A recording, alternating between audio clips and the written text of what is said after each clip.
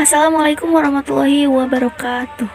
Perkenalkan, nama saya Irma Nur Fajriah dari kelas 12 MIA 3. Di sini saya akan menjelaskan tentang laporan fisika tentang sumber radioaktif, radioaktivitas, pemanfaatan, dampak, dan proteksinya bagi kehidupan. Rumusan masalah yang saya akan bahas yaitu apa saja sih sumber radioaktif, radioaktivitas, pemanfaatan, dampak, dan proteksinya bagi kehidupan. Yang kedua, bagaimana pengaplikasian sumber radioaktif, radioaktivitas, pemanfaatan, dampak, dan proteksinya bagi kehidupan. Yang saya akan bahas pertama yaitu satu, sumber radioaktif. Sumber radioaktif adalah unsur yang bisa memancarkan radiasi karena sifatnya yang tidak stabil. Sumber radioaktif ada yang bersifat alami dan ada juga yang bersifat buatan. Sumber radiasi alami dipaparkan sebagai berikut. Yang pertama, radiasi benda-benda langit. Orang yang berada di lokasi yang lebih tinggi akan menerima radiasi yang lebih besar karena semakin tipis lapisan udara yang dapat bertindak sebagai penahanan radiasi. Jadi, orang yang berada di puncak gunung akan menerima radiasi yang lebih banyak daripada yang di permukaan laut. Begitu pula, orang yang bepergian dengan pesawat terbang juga menerima lebih banyak radiasi. Yang kedua, radiasi dari kerak bumi. Bahan radioaktif utama yang ada dalam kerak bumi adalah kalium 40, rubidium 87, unsur turunan dari uranium 238 dan turunan thorium 232. Besarnya radiasi dari kerak bumi ini berbeda-beda karena konsentrasi unsur-unsur di tiap lokasi berbeda, tetapi biasanya tidak terlalu berbeda jauh. Yang ketiga, radiasi dari dalam tubuh. Manusia juga menerima pancaran radiasi dari dalam tubuh sendiri. Unsur radioaktif ini kebanyakan berasal dari sumber kerak bumi yang masuk melalui udara yang ditirup, air yang diminum, ataupun makanan. Bahkan, air mengandung larutan uranium radioaktif dan thorium, namun jumlahnya sangat kecil. Unsur yang meradiasi manusia dari dalam ini kebanyakan berupa tritium, karbon 14, kalium 40, timah hitam Pb210, dan polonium 210. Radiasi internal ini umumnya merupakan 11% total radiasi yang diterima seseorang.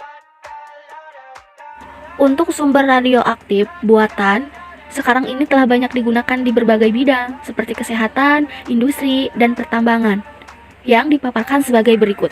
Selanjutnya, radiasi dari tindakan medik. Dalam bidang kedokteran, radiasi digunakan sebagai alat pemeriksaan, diagnosis, maupun penyembuhan terapi.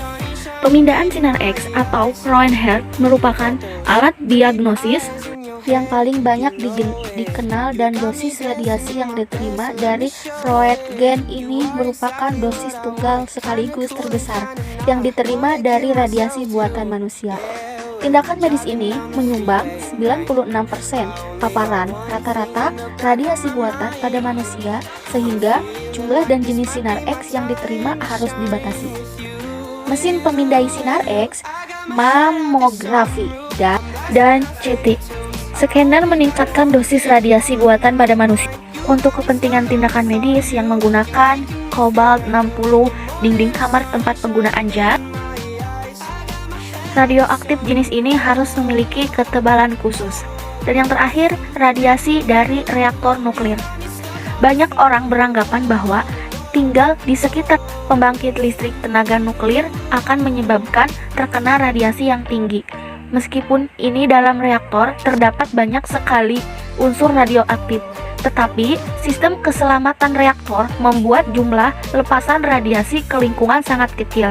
Dalam kondisi normal, seseorang yang tinggal di radius 1-6 km dari reaktor menerima radiasi tambahan tak lebih daripada 0,005 milisievert per tahun. Nilai ini jauh lebih kecil daripada yang dari alam, kira-kira 2 milisievert per tahun atau 1/400 nilai radiasi dari alam. 2. Radioaktivitas. Jenis-jenis radioaktivitas dibedakan berdasarkan vertikal penyusunannya.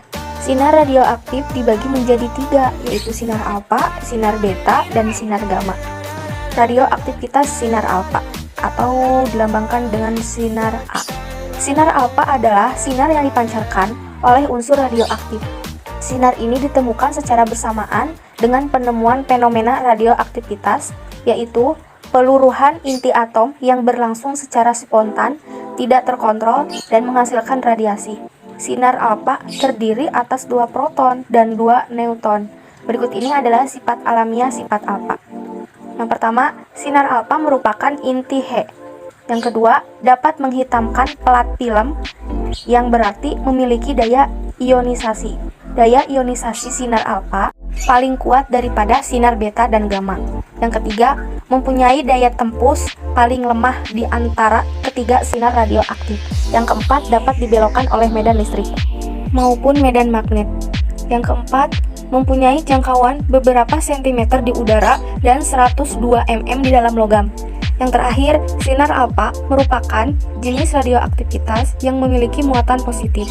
Selanjutnya, radioaktivitas sinar beta atau bisa disebut sinar B. Sinar beta merupakan elektron berenergi tinggi yang berasal dari inti atom. Di sini, di bawah ini ada beberapa sifat alamiah sinar beta. Di antaranya, mempunyai daya ionisasi yang lebih kecil dari sinar alfa, mempunyai daya tembus yang lebih besar daripada sinar alfa, dapat dibelokkan oleh medan listrik maupun medan magnet. Sinar beta merupakan jenis radioaktivitas yang memiliki muatan negatif. Selanjutnya, radioaktivitas sinar gamma atau sinar Y. Sinar gamma adalah radiasi gelombang elektromagnetik yang terpancarkan dari inti atom dengan energi yang sangat tinggi yang tidak memiliki massa maupun muatan. Sinar gamma ikut terpancarkan ketika sebuah inti memancarkan sinar alfa dan sinar beta. Peluruhan sinar gamma tidak menyebabkan perubahan nomor atom maupun massa atom. Sinar gamma memiliki beberapa sinar alamiah, di antaranya sinar gamma tidak memiliki jangkauan maksimal di udara. Semakin jauh dari sumber, intensitasnya semakin kecil. Selanjutnya, mempunyai daya ionisasi paling lemah, mempunyai daya tembus yang besar, tidak membelok dalam medan listrik maupun medan magnet. Terakhir, sinar gamma merupakan jenis radioaktivitas yang tidak memiliki muatan positif maupun muatan negatif. Yang ketiga, pemanfaatan. Pemanfaatan yang pertama yaitu kegunaan di bidang kedokteran. Jadi, isotop Na24 di dalam natrium klorida atau yang kita sebut dengan NaCl digunakan untuk meneliti peredaran darah di dalam tubuh manusia. Selain itu juga ada isotop 1-131 yang mana digunakan untuk melihat cara kerja detak tiroid yang ada di dalam kelenjar gondok. Tidak hanya itu, ada juga isotop dari Fe59 yang digunakan untuk melihat kecepatan produksi sel darah merah di dalam tubuh seseorang. Radioisotop juga bisa berfungsi sebagai sumber radiasi yang bisa digunakan untuk terapi penyakit kanker. Terapi penyakit kanker tersebut dilakukan dengan menggunakan radioisotop CO60.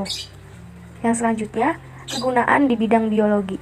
Jadi, isotop C14 dan juga isotop O17 saat ini digunakan untuk mengamati proses fotosintesis pada tanaman. Selain itu juga, radioisotop dari natrium dan juga kalium digunakan dalam penelitian permeabilitas selaput sel. Selanjutnya, kegunaan di bidang pertanian. Radioisotop juga berperan penting di dalam bidang pertanian. Isotop P32 digunakan untuk mengetahui cara pemupukan yang sesuai pada tanaman tertentu. Selain itu juga, isotop juga digunakan untuk mengetahui kapan umur tanaman yang baik dan siap diberikan pupuk. Selain itu, fungsi radiasi unsur radioaktif juga berguna untuk memberantas hama penyakit dengan mengurangi populasi serangga, dengan membuat serangga jantan mandul. Yang kedua, mendapatkan bibit tanaman unggul, mengawetkan hasil pertanian seperti bawang dan lobak agar tidak bertunas saat disimpan. Yang selanjutnya, kegunaan di bidang arkeolog. Bagi para arkeolog, radioisotop dari C14 digunakan sebagai peruntut untuk mengetahui berapa usia dari fosil yang ditemukan. Umur tanah dan batuan juga bisa diketahui dengan bantuan unsur radioaktif. Selanjutnya, kegunaan di bidang kimia. Di dalam laboratorium, radioisotop digunakan dalam beberapa reaksi kimia. Dalam reaksi eterifikasi yang membentuk ester dari asam karbosilat dan alkohol. Selain itu, digunakan juga pada reaksi fotosintesis di dalam laboratorium menggunakan radioisotop O18. Selanjutnya, dalam bidang induksi. Sinar radiasi juga sangat penting di dalam dunia produksi industri. Sinar radioisotop yang mampu menembus logam padat dan membuat plat film jadi hitam digunakan untuk mendeteksi apakah ada ketekatan dan juga mengukur ketebalan pada benda-benda padat. Konkretnya, radioisotop digunakan untuk 1. Mengukur ketebalan kaca, 2. Menguji kepadatan benda tanpa merusak benda tersebut, 3. Mengukur ketebalan kertas, 4. Menjaga produksi timah dalam pembuatan kaleng, 5. Mengawetkan benda-benda dari kayu seperti kerajinan tangan, 6. Untuk mengukur efektivitas oli dan aditif pada mesin. 4. Dampak zat radioaktif. Unsur radioaktif yang mampu secara spontan memancarkan sinar radiasi ini ternyata tidak hanya memberikan manfaat bagi kehidupan manusia, namun juga memberikan risiko yang berbahaya bagi tubuh manusia. Efek radiasi dari zat radioaktif ini memberikan dampak negatif pada organ-organ tubuh kita yang sensitif seperti mata, berfungsi, reproduksi, tulang belakang. Akibat yang dapat ditimbulkan dari sinar radioaktif ini seperti terjadinya kerusakan genetik, bisa membuat kemandulan pada sistem reproduksi atau terjadi kelainan pada keturunannya seperti cacat. Lanjut, kerusakan lensa mata seperti katarak, risiko kanker darah atau bisa disebut leukemia, terjadinya kerusakan kulit atau sarcoma, kerusakan pada sistem saraf, kerusakan pada sel membentuk sel darah merah. 5. Proteksi dan pengendalian bahaya sinar radioaktif. Untuk mencegah terjadinya kecelakaan radioaktif dan paparan sinar radioaktif yang melebihi dosis yang diperkenankan. Tujuan penelitian ini adalah untuk mengetahui proteksi dan pengendalian bahaya sinar radioaktif di atom dan kesesuaiannya dengan norma K3, seperti peraturan perundangan yang terkait. Dasar pemikiran ini yaitu bahwa pemanfaatan sinar radioaktif di bidang industri memiliki faktor bahaya yang sangat besar, meskipun potensi bahaya yang ditimbulkan relatif kecil. Oleh karena itu, perlu adanya proteksi dan pengendalian bahaya radioaktif. Jadi, kesimpulannya, radioaktif merupakan suatu sumber daya terbarukan yang memiliki banyak kegunaan seperti dalam bidang kedokteran, pertanian, arkeolog, kimia, biologi, fisika, dan lain sebagainya. Namun, di samping memiliki banyak kegunaan, ternyata radioaktif juga memiliki banyak efek samping jika terpapar terlalu lama. Sebut saja mutasi. Radioaktifan memancarkan sinar A, B, Y, di mana sinar tersebut sangat berbahaya bagi tubuh. Hal ini biasa disalahgunakan untuk dijadikan senjata permusnah yang dapat menghancurkan umat manusia seperti bom atom dan nuklir.